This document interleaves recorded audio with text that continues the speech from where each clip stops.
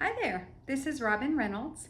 I'm a creative coach living in Albuquerque, New Mexico, and I know that creativity is powerful magic because I've seen it in my very own life. I am head over heels in love with helping others transform and fill their lives with creative joy and passion. Today, I'd like to offer 5 ways that you can get started in a regular creative practice. The first one is the most important, and if you only remember one thing today, this is it. You have to start. And what I mean by that is just go. Don't overthink it. Don't worry about it. Don't wonder what you need. Immediately start. Look around your house right now. You don't need extra special supplies. In fact, at its simplest, you could have a notebook and a piece of paper and you could get started. You could start writing. You could write a poem, an essay. You could brainstorm. You could just write words, which later could be seeds for something else.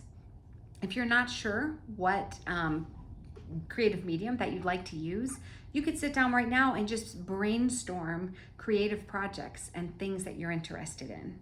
So get started. Number 2 is don't overcomplicate it. So related to what I was saying a moment ago, you don't need the most fanciest supplies. You don't need a rock solid ironclad plan. You just need to start thinking creatively.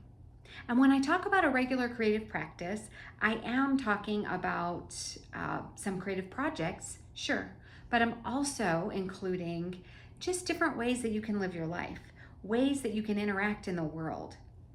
Creative means creating or making something new that wasn't there before. So you could be creating new thought patterns, you could be creating new habits, new relationships, new boundaries, new ways of operating in the world.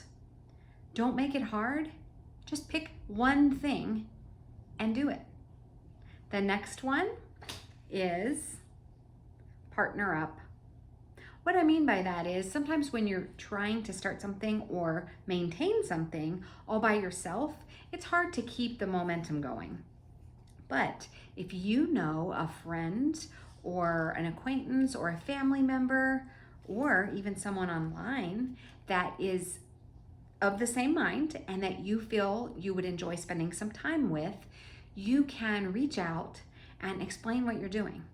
I'm starting a new creative practice. It's new for me. Or maybe I've created before, but I'm doing it in a new way. I kind of want someone to partner with, and I want some accountability in that process. Would you be interested in doing that with me? I have partners and accountability friends in many areas of my life, and I can tell you, people love to do this because it's a reciprocal relationship. They're not just doing it for you, they're getting the same thing in return. So, partner up. It's an excellent way to get started and keep going. The next one, get inspired.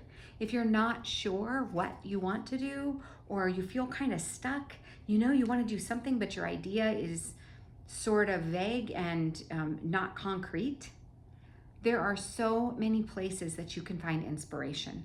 Online, of course, Instagram, Facebook, Tumblr, just looking at websites. If you don't do it very often, you could look around your city and find out where the museums are or what exhibits are coming up. I find a ton of inspiration just by going outside and walking around my neighborhood and other neighborhoods. That's really fun. And just getting out in nature. So also this getting inspired doesn't need to be complicated. Basically, you just need to get some ideas and get yourself out of your comfort zone. I also want to remind you that everything you make doesn't have to be 100% original. A lot of art is made inspired by other people. That's perfectly fine.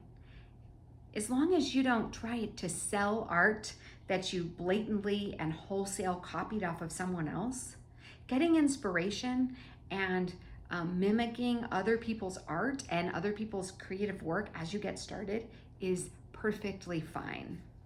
The next one and the last one is join a group.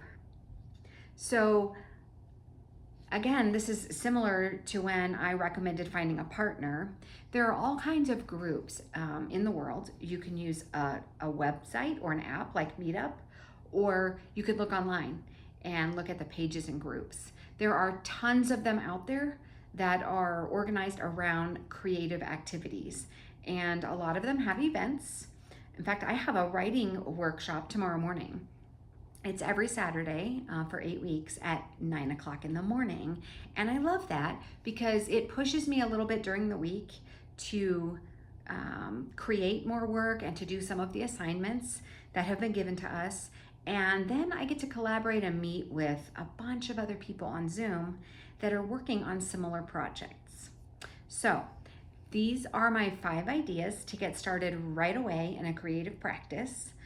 One tip that I will give you outside of the 5 is try to be somewhat consistent about your practice. That doesn't mean you have to do it every day, but do it on some regular cadence, because if not, time will slip away. That's just the nature of time and the nature of our very busy lives. Try to schedule some time or set aside and earmark some time on a regular basis for yourself and for your creative practice. I know that you can do it, and I cannot wait to hear back to see how this went. Please feel free to reach out to me via my website, which is robin-reynolds.com. And if you need any help getting started, I have a free resource there that can help you begin to create. I also have a blog and a studio diary, so you might find some some inspiration there. Thank you so much for spending time with me, and I'll see you next time. Bye-bye.